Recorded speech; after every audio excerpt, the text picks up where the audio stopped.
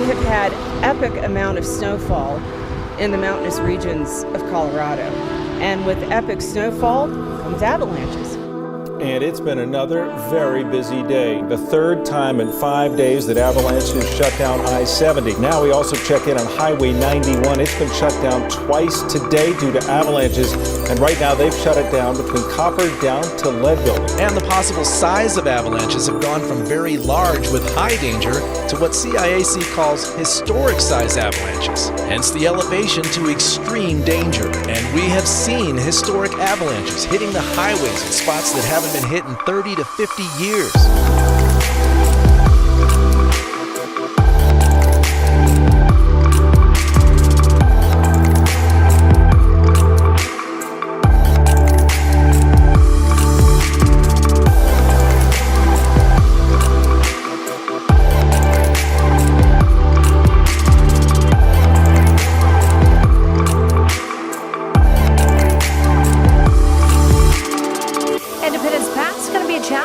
This summer, CDOT says piles of snow and debris from all the avalanches blocked the road there. Aspen Times reports Highway 82 was in good shape until reaching an area near Green Mountain last week.